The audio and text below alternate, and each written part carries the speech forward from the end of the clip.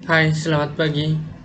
Kita akan berjumpa lagi di video saya selanjutnya dengan topik mata pelajaran yang saya bawakan dengan materi yang sama, materi bahasa Indonesia.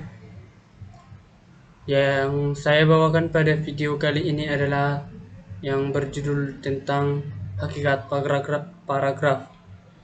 Ya, langsung saja kita dengan penyebarannya. Satu, pengertian paragraf.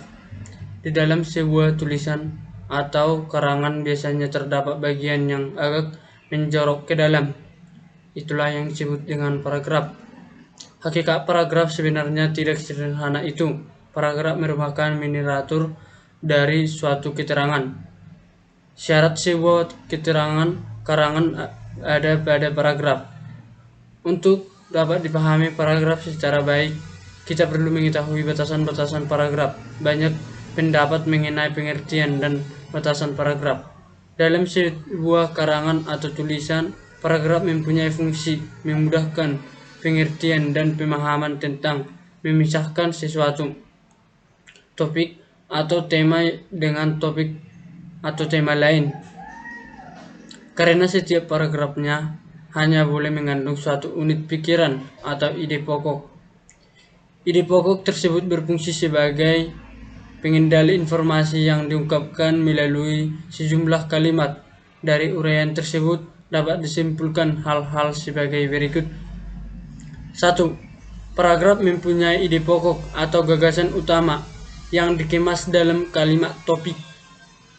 Bagi penulis, ide pokok itu menjadi pengendali untuk kalimat-kalimat penjelas atau kalimat pengembang agar tidak keluar dari pokok pembicaraan.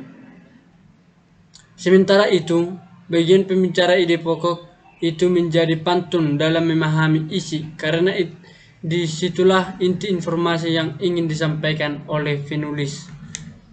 Yang kedua, salah satu dari sekumpulan kalimat dalam paragraf merupakan kalimat topik, sedangkan kalimat-kalimat lainnya merupakan pengembang yang berfungsi memperjelas atau menerangkan kalimat topik.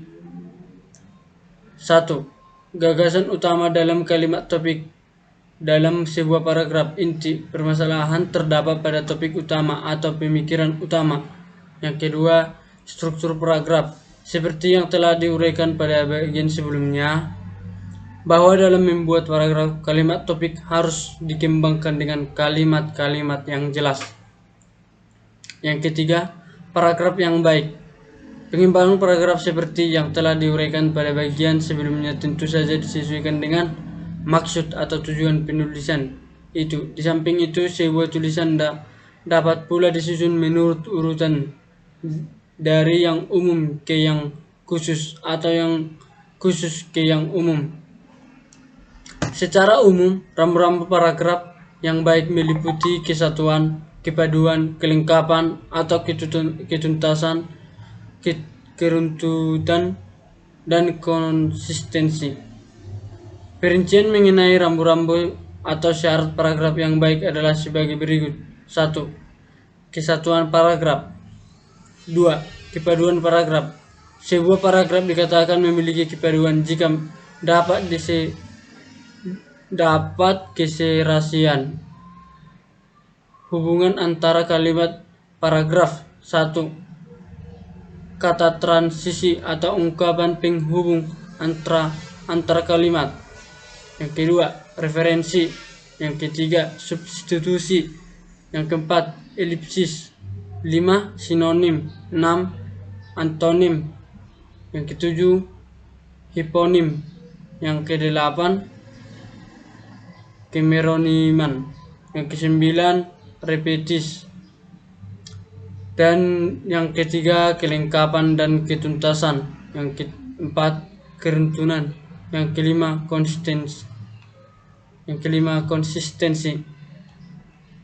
Ya, sekian dengan penjelasan saya tentang materi yang saya bawakan yang berjudul tentang hakikat paragraf adalah sebagai yang saya jelaskan. Jika ada kesalahan, mohon maaf lahir dan batin. Terima kasih.